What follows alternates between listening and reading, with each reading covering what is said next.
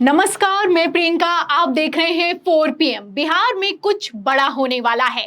जैसे ही नीतीश कुमार ने चंद्रबाबू नायडू के शपथ ग्रहण समारोह में शामिल नहीं होने का निर्णय लिया, उसके बाद से तो बवाल मचा हुआ है।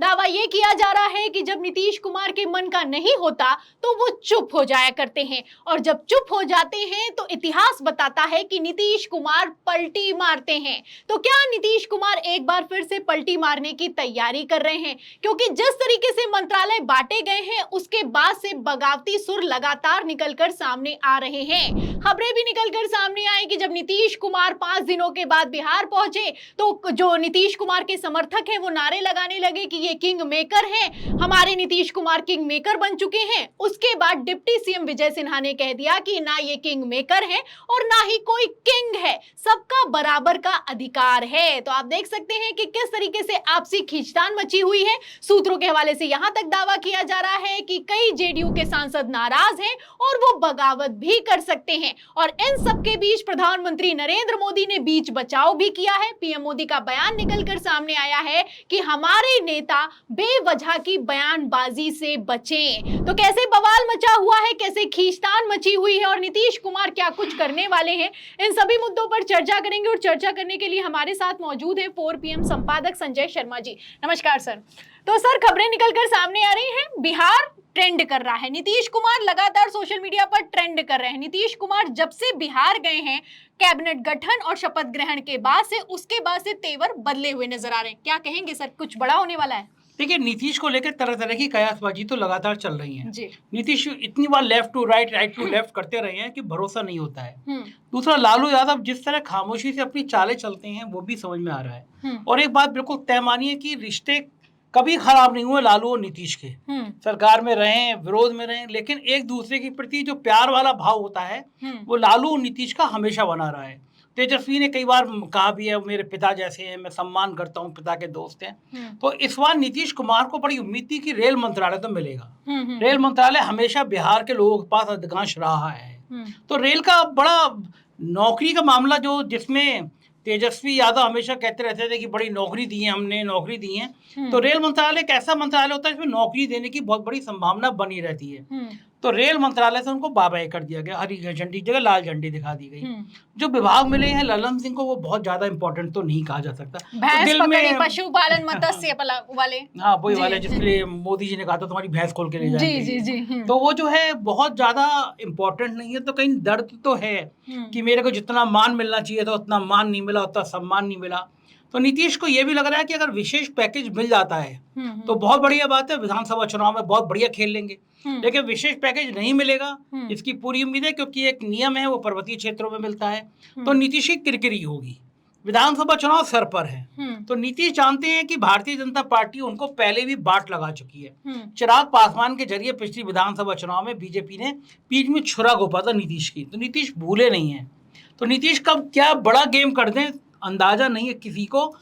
और सर, सबसे बड़ी बात यह है कि गेम उन लग रहा है कि शुरू भी हो चुका है, क्योंकि एक तरीके से इन्होंने पहले ही कह दिया था। जिस तरीके से आपने देखा कि कैबिनेट की मीटिंग हो या फिर कि शपथ ग्रहण हो, संसदीय दल की बैठक हो, नायडू के साथ साथ दिखाई दे रहे थे। और उसी बीच खबरें भी निकलकर सामने आई कि नायडू के शपथ ग्रहण में शामिल होंगे सारे के सारे एनडीए के नेता मौजूद रहे। चिराग पासवान भी पहुंचे, जितिन राम मांझी भी पहुंचे, लेकिन नीतीश कुमार नहीं गए। हवाला दिया जा रहा है कि तबीयत खराब हो गई है। अब ये तबीयत खराब हो गई है या फिर की प्लानिंग की जा रही है या फिर कि सांसदों और कार्यकर्ताओं को मनाया जा रहा है, सवाल खड़ा होता है। क्योंकि सर, एक खबर निकलकर सामने आई है कि आज जगदानंद सिंह के बेटे अजीत सिंह आरजेडी में शामिल हो गए हैं। तो अगर जेडीयू इतनी मजबूत है कि तो जेडीयू के नेता आखिर बगावत क्यों कर रहे हैं सर? देखिए, वैसी बात हुई जब बीजेपी सरकार बना रही थी उस समय महाराष्ट्र का निर्दलीय विधायक कांग्रेस में शामिल हो रहा था। तो जेडीयू के संग लोगों को ये पता चल रहा है कि वहां पे बनारस में बिहार में कोई खेल हो सकता है, बड़ा खेल हो सकता है। तो यही कारण है कि इधर खेमेबंदी चल रही है। और नीतीश की तबीयत की बात रही तो एक टाइम ऐसा था जब नीतीश का स्टेटमेंट आ गया था बिहार विधानसभा में महिलाओं को लेकर, बड़ा आपत्तिजनक बयान था। तो उस समय बीजेपी के नेताओं ने कहा था इनकी बुद्धि वैसी हो गई है, याददाश्त कमजोर हो गई है। अब नीतीश ने जब पैर छुए मोदी जी के, तब भी ये कयासबाजी का दौर चला कि इनको ध्यान नहीं रहता, ये कुछ भी करने लगे हैं, इस तरह की बातें नीतीश को लेकर लगातार चल रही हैं। तो सर नीतीश कुमार की आपने बता दिया, अब नीतीश कुमार की बात हुई है तो नायडू की बात ना की जाए तो ऐसा लगेगा कि बात अधूरी रह गई, क्योंकि नीतीश कुमार एक तरफ जहां नायडू के शपथ ग्रहण में नहीं गए हैं, वहीं दूसरी तरफ खबर निकलकर सामने आई है कि नायडू से फोन पर बातचीत की है और इस फोन कॉल को लेकर यह भी दावा किया जा रहा है, बधाई भी दी और उसी के साथ आगे क्या करना है इसको लेकर स्ट्रैटेजी भी तैयार की जा रही है, क्योंकि नायडू को भी कोई बहुत बड़ा मंत्रालय मिला नहीं है, स्पीकर पद की मांग कर रहे हैं, स्पीकर पद मिला नहीं है, सिविल एविएशन दे दिया गया है और सिविल एविएशन तो ऐसा मंत्रालय है जो कि कोई नहीं चाहता है। तो सर दोनों नाराज हैं और दूसरी तरफ देखा जाए तो जो कांग्रेस के बड़े नेता हैं और सुप्रीम कोर्ट के वकील भी हैं, अभिषेक मनु सिंघवी ने तो कह भी दिया है कि जिस तरीके के मंत्रालय बांटे गए ऐसा लग रहा है मोदी जी खुद नहीं चाहते कि ये 5 साल सरकार चले। सर क्या कहेंगे? देखिए बात तो सही है, क्योंकि जो चंद्रबाबू नायडू के सपने थे नीतीश की तरह वो भी पूरे नहीं हुए। दूसरा, मोदी जी नायडू के लिए कह चुके हैं इन्होंने अपने ससुर को नहीं छोड़ा, ससुर की पीठ में छुरा भागा गोपा, और नायडू मोदी के लिए कह चुके हैं सबसे बड़ा आतंकवादी है, मैंने ही 2002 में इनको गिरफ्तार करने तक की मांग उठाई। दोनों ने एक दूसरे के खिलाफ इतने जहर भरे बयान दिए हैं। दूसरा, जब मोदी कह सकते हैं कि चंद्रबाबू नायडू किसी के नहीं हैं, अपने ससुर की पीठ में छुरा घोपा, तो मन में चंद्रबाबू नायडू को लेके क्या रहा ये पहले वो सब देखते हैं। अब गले मिल रहे हैं तो वो जो नेताओं का है ना कि जब गले मिलते हैं तो समझो पीठ में छुरा घोपते हैं, तो ये ज्यादा प्यार से गले मिले नहीं तो समझ जाइए कुछ गड़बड़ चल रहा है। तो आज जो मैं फोटो देख रहा था मोदी जी ने चिपका लिया नायडू से, तो मुझे लग गया कि अब ये एक दूसरे को मात देने की तैयारी कर रहे हैं। ये खतरनाक होता है, ये वाला फोटो सेशन बड़ा खतरनाक लगता है मुझे, क्योंकि नेता कब किसकी क्या पलटी मार जाए कोई नहीं जानता। सर आप पलटी की बात कर रहे हैं तो यहाँ पर ये भी देखने वाली बात है कि सिर्फ एनडीए के जो आपसी इंडिया गठबंधन को से ही डर नहीं है एनडीए को, बल्कि देखा जाए तो आपस में भी इन लोगों में इस तरीके की खबरें निकलकर सामने आ रही हैं कि टीडीपी और जेडीयू के सांसद बीजेपी के संपर्क में हैं, क्योंकि संजय सिंह ने पहले ही कह दिया था कि स्पीकर पद अपने पास रख लो, अगर स्पीकर पद नहीं रखा तो ये खतरनाक स्थिति होगी। तो अभी स्पीकर को लेकर भारतीय जनता पार्टी मान नहीं रही है, वहीं दूसरी तरफ खबरें निकलकर सामने आ रही हैं कि टूट हो सकती है और बड़े बड़े राजनीतिक विश्लेषक भी दावा कर रहे हैं कि भारतीय जनता पार्टी को जिस तरीके से बहुमत नहीं मिला है, ये लोग बहुमत का आंकड़ा पार करने के लिए कुछ भी कर सकते हैं। देखिए जिस समय उन्होंने समर्थन दिया था उसी समय सोशल मीडिया पे ये बिल्कुल दौर एकदम बाढ़ आ गई थी कि आधे टीडीपी के गए आधे नीतीश के गए, ये तो एमपी तोड़ ही लेंगे। और क्या फर्क पड़ता है 50 करोड़ रुपए एक एमपी को देना, कौन बड़ी चीज है। इलेक्टोरल बॉन्ड में हजारों करोड़ रुपए आया हुआ है पार्टी को, एक एमपी को 50 करोड़ 100 करोड़ दे दो तो कौन, इन पे कोई बड़ा फर्क नहीं है। और बीजेपी तो है ही मास्टर पार्टी।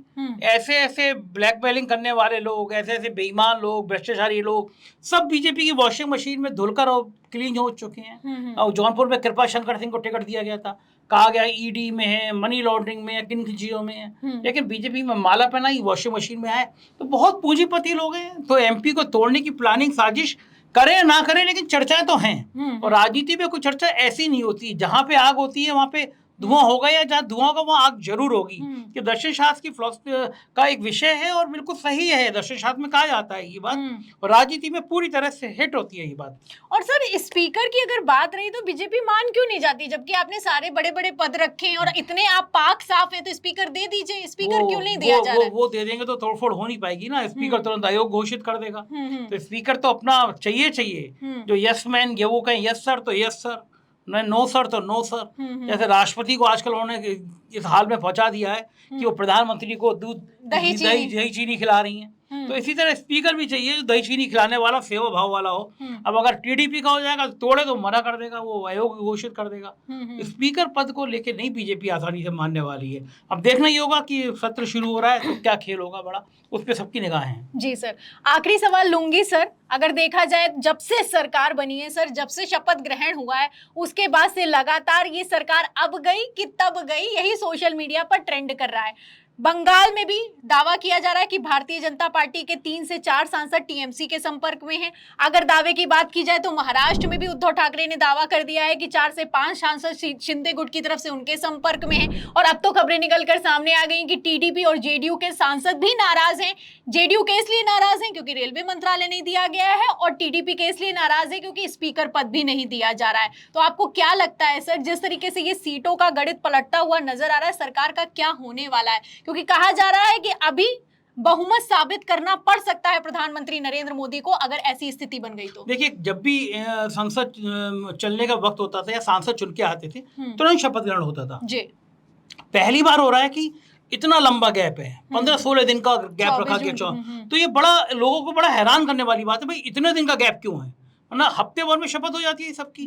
तो लोग यही कह रहे हैं कि यही सब गुड़ा भाग किया जा रहा है कि कहीं ऐसा ना हो कि सत्र शुरू हो जाए, मामला फंस जाए, टीडीपी अपना स्पीकर खड़ा कर दे, इंडिया गठबंधन सपोर्ट कर दे, नीतीश बाबू सपोर्ट कर दें, कहीं वहां खेला ना हो जाए।